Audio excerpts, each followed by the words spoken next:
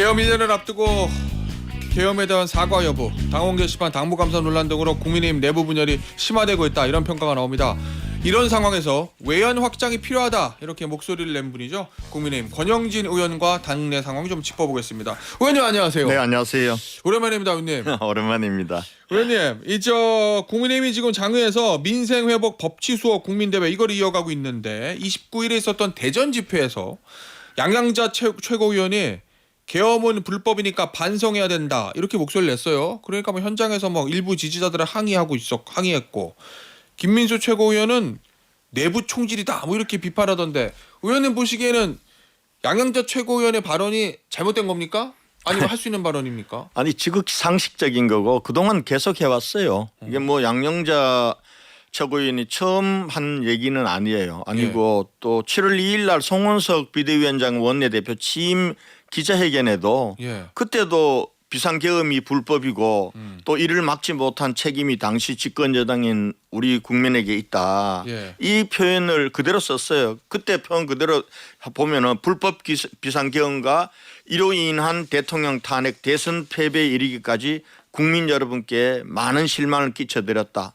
책임을 통감하고 다시 한번 진심으로 사과드린다. 이게 원내대표의 워딩 그대로예요. 근데 문제는 지금 이제 장동혁 이 대표 체제 들어와서 이런 것이 문제가 되고 당의 분란으로 가는 게 더 큰 문제죠. 비상계엄이 불법이라고 얘기하면 비판받는 이 상황이요. 그렇죠. 그러니까 지금 28일 날 금요일 대구 집회에서도 지금 이상한, 어찌 보면 우리 당원인지 안 되는 당원인지는 정확하게는 모르겠지만은 한데 버스로 전국을 우리 이 국민대회 하는데 따라다니면서 계엄 사과 반대 또 윤회 어게인을 외치고 그리고 자기하고 뜻이 맞지 않는 이 최고위원들, 그날 또 우재준 최고위원은 연설도 못했어요.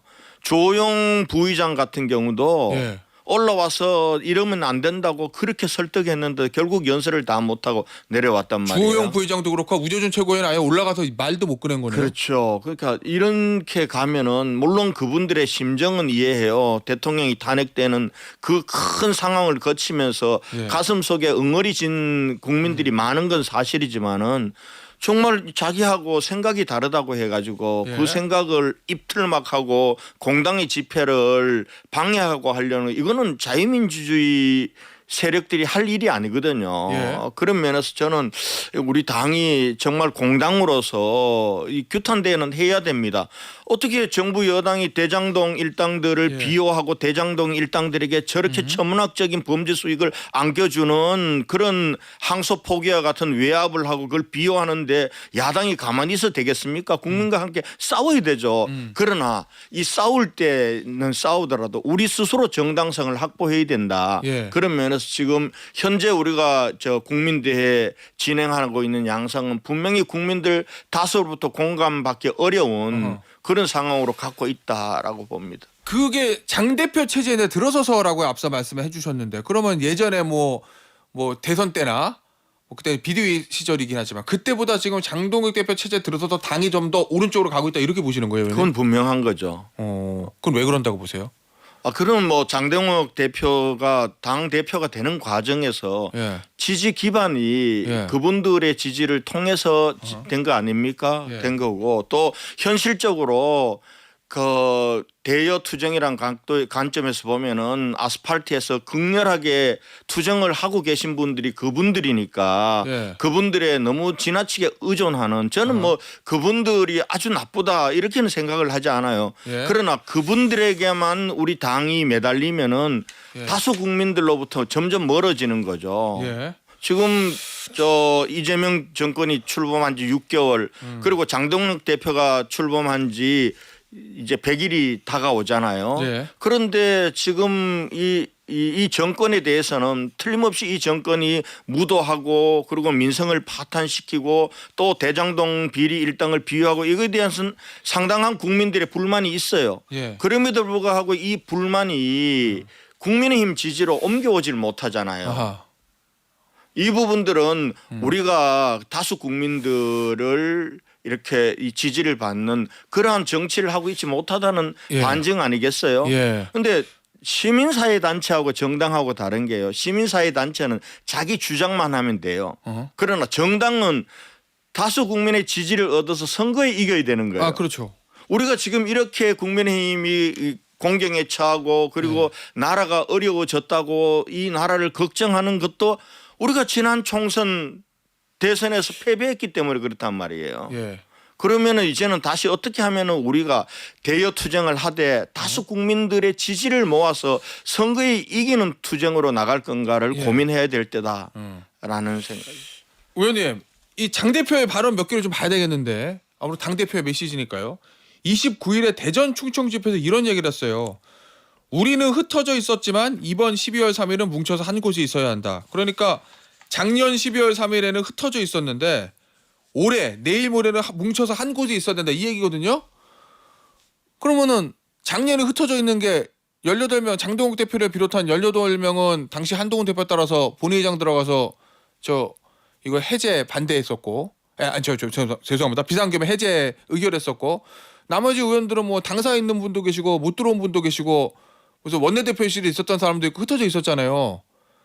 장동욱 대표 그러면 작년에 흩어져 있었던 거 비판하는 건데 그럼 장 대표 머릿속에는 작년에 어디 있어야 된다고 어디 있는 게 맞다고 생각하고 있는 거로 보세요. 그건 뭐 장동혁 대표는 계엄 해제 표결을 한 분 아닙니까? 뭐 그렇긴 하죠. 계엄이 잘못된 거고 또 그렇기 때문에 국회가 그걸 막아야 되겠다는 계엄 해제 대열에 가장 먼저 합류했던 분 아닙니까? 그땐 그랬어요. 예, 그렇죠. 뭐 근데 지금 와서 이제 장동혁 대표가 하나로 가는 건 맞아요. 하나로 예. 가는 건 맞는데 당을 하나로 갈 수 있도록 만드는 리더십을 발휘하는 거는 대표의 몫이에요. 아, 그렇죠. 자기 생각하고 다르다는 사람들을 왜 너들은 그쪽으로 가려고 하느냐라고 비판하거나 그분들을 뭐 배제한다고 해서 당이 하나로 가는 건 아니거든요. 그러면은 당이란 건 원래 이런저런 생각들이 모여 있는 곳입니다. 예. 그걸 대표가 잘 아우르는 리더십을 발휘해야 되는데 지금 장동혁 대표 얘기를 보면은 이런 거예요. 지금 우리가 비상계엄으로 인해서 국민들에게 고통과 혼란을 드린 것에 책임은 통감한다. 이게 28일 대구에서 있었던 얘기입니다. 통감한다라고 얘기해요. 하는데 근데 그 원인이 어디냐라는 진단은 민주당의 의회 폭거와 국정 방해가 계엄을 불러왔지만 그래서 싸워야 된다 이렇게 가는 거거든요. 저는 그 진단은 반은 맞고 반은 부족한 거라고 봅니다. 물론 이 윤석열 전 대통령이 계엄을 하기까지 가는 그 원인을 촉발한 건 민주당의 의회 폭거 독선 있어요. 그러나 그렇다고 해서 이걸 지금 이 시대에 군대와 그리고 경찰을 동원해서 비상계엄으로 해결하겠다는 건 이건 시대착오적인 발상이죠. 그걸로 인해서 지금 우리 보수는 계멸의 위기에 와 있고 국민의힘도 어려워졌고 나라는 통째로 이재명 대통령한테 갖다 바친 꼴이 된 거 아니에요. 그러면은 민주당에게도 책임이 있지만은 지금 윤석열 전 대통령에게도 책임이 있는 거예요. 그리고 또 당시 집권 여당으로서 윤석열 대통령의 이 비상계엄을 미리 막지 못해서 국민들에게 큰 고통을 책임을 줬던 우리에게도 책임이 있단 말이에요. 그러면 이 부분들에 대해서는 분명하게 국민들에게 사과할 건 사과하고 반성할 건 반성하고 그리고 끊어낼 건 끊어내고 가야죠. 그런데 의원님이 지금 국민의힘 당대표라면 그렇게 하실 것 같은데 장동욱 대표 할 것 같습니까? 최근에 나온 거를 분석해 봤을 때는 좀 회의적이다라는 반응들이 언론에서 나오는 것 같아서요. 아니 저희들 이제 재선 의원들이 장 대표를 만나서 지금 그동안 장 대표가 들어와서 어떻게 보면은 우리 내부에 사실은 갈등 부분 그때 친윤 친한 갈등이 굉장히 심했잖아요. 이 부분들도 수면 위로 들어갔고 또 대여 투쟁의 방향도 제대로 잡았는데 그러나 문제는 지금 지방선거를 6개월 앞둔 시점인데 우리 당에 대한 국민의 지지가 고착화되고 있다. 그런 면에서 보면은 더 우리가 지방선거에 이기고 더 폭넓은 국민의 지지를 받기 위해서는 지금 해오는 것보다는 새로운 길로 가야 된다. 이런 여러 가지 방안들을 말씀을 드렸는데 장 대표도 그 부분과 관련해서 이렇게 얘기하더라고요. 누구보다도 매일매일 고민하고 있고 예. 또 자기가 그리고 12월 3일이라는 그 계기를 놓치면 안 될 것 같아. 예. 그래서 본인도 고민을 해서 새로운 해법을 제시하겠다라고 얘기를 했고요. 저는 고민을 하겠다? 아직도 예. 지금 한 이틀 남았으니까 장 대표의 시간이라고 봅니다. 뭐 집회 현장에 나가서 예. 대표가 한 얘기 한마디 한마디를 가지고 평가하고 토를 달 일은 아니라고 보고요. 예. 대표는 대표 혼자 가는 게 아니라 당 전체가 국민들 속으로 갈 수 있도록 예. 그렇게 가는 변화된 리더십을 보여줄 때다 이렇게 생각합니다. 알겠습니다. 일단은 12월 3일 당일에 저 장동혁 대표의 행보를 좀 지켜보자 이런 말씀이신데 의원님 오늘자 중앙일보에 오늘 단독 기사 하나 냈는데 국민의힘 의원 전수조사 있다거든요. 의원님도 여기 참여하셨어요?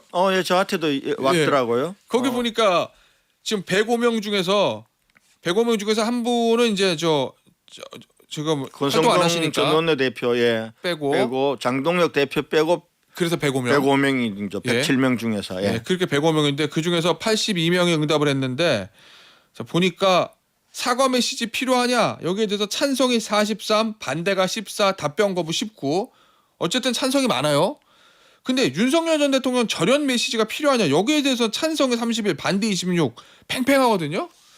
이거는 왜 그런다고 보세요? 왜냐하면 비상계엄 사과하는 거랑 윤석열 전 대통령 절연하는 거랑 같이 연결돼 있다고 보는 분들이 많을 텐데 사과는 하되 윤 전 대통령 끊어내는 건 안 되지라고 하는 사람도 있는데 이건 절연 왜 그런 거예요? 메시지가 필요하다는 의견이 82명 중에서 31명 찬성이고 반대가 26명이면 찬성이 많은 거죠. 네, 많은 건데 많죠. 아마 예. 반대한 분들은 이런 것 같아요. 괜히 긁어부스럼 만들지 말자. 이미 윤석열 대통령 탈당했고 감옥에 가 있는데 예. 무슨 다시 절연한다는 걸 꺼내서 지금 또 우리 보수 진영 내에는 윤 어게인이라고 얘기하는 분들도 있고 이런 분들이 지금 집회 다니면서 지금 굉장히 강하게 반대하잖아요. 예. 이런 분들과 충돌을 일으킬 필요가 있냐라고 그런 차원에서 아마 윤 대통령과 저런 메시지는 내는데 반대하는 분들이 있는 거예요. 예. 그러나 그분들 중에서도 예. 자 이제는 우리가 새로운 시대로 나아가기 위해서는 잘못된 과거에 대해서는 예. 사과하고 정리해야 된다. 윤 대통령하고는 이제 같이 갈 수 없다라고 생각하는 마음은 많다고 봅니다. 의원님은 여기 어디에 다 하셨어요? 비상계엄 사태에는 사과 찬성하셨을 거고 사과해야죠. 윤석열 전 대통령 절연도 그럼요. 찬성하셨을 거고 그죠? 그럼요. 예. 지금 예. 그 중앙일보가 갤럽하고 조사를 했잖아요. 어제 나온 갤럽의 또 다른 조사가 있습니다. 역대 예. 대통령들 중에서 잘한 일과 공과에 대한 평가를 했어요. 제일 낮은 대통령이 윤석열 대통령이에요. 국민 전체 중에 윤석열 대통령이 잘한 게 많다라고 생각하는 사람은 12%밖에 안 돼요. 예. 국민 77%가 잘못한 게 많다라고.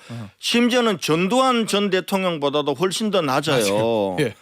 이런 상황이고 이런 상황에서 어떻게 우리 당이 윤 대통령을 껴안고 가서 국민 다수로부터 지지를 받을 수가 있나요? 예, 알겠습니다. 자, 이 상황에서 장동혁 전 대표가 이거 한다거든요.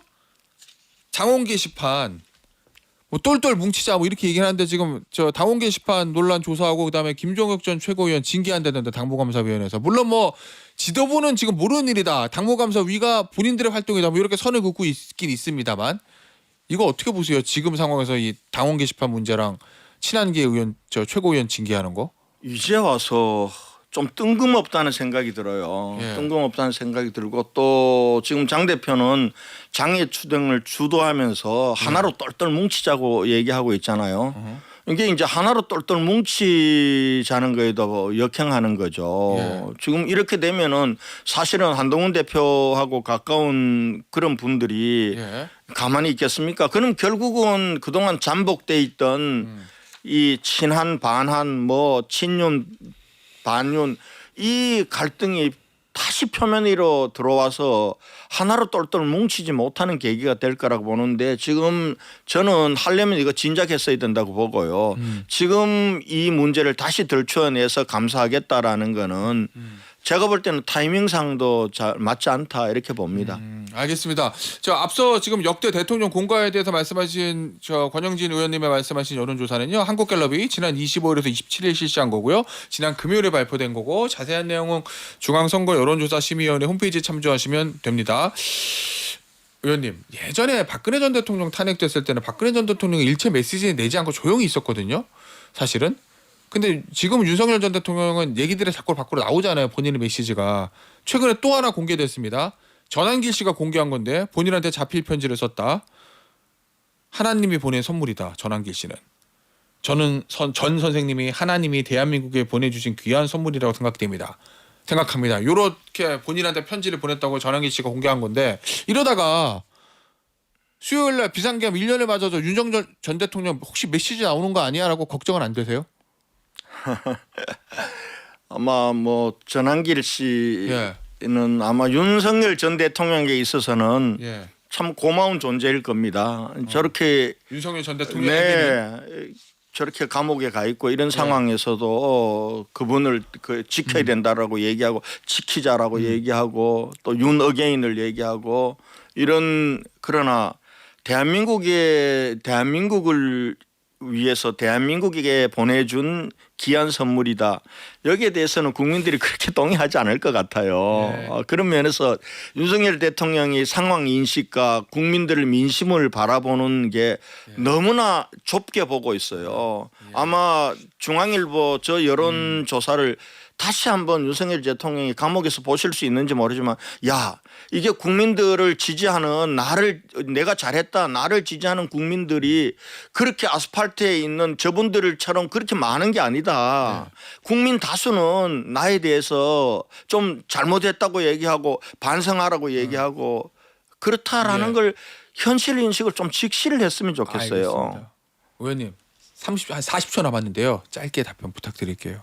당심 70%로 바꾸려고 그러거든요. 지금 지방선거 경선. 이거 찬성하세요? 반대하세요? 의원님은? 아니 그건 제가 볼 때는 선거 지려고 작정한 것 같아. 그래요? 예. 아니 결국은 저 지방선거에서 당선시켜주는 국민이잖아요. 우리 당원들만 투표하는 게 아니잖아요. 예. 그럼 이기는 공천을 하려면은 국민들의 다수 지지를 받는 후보를 내놔야 이기지. 예. 당원들만 지지를 좁은 이 지지를 가지고 되나요? 알겠습니다. 의원님 오늘 인터뷰 여기서 마무리하도록 하겠습니다. 지금까지 국민의힘의 권영진 의원이었습니다. 의원님 감사합니다. 네, 감사합니다.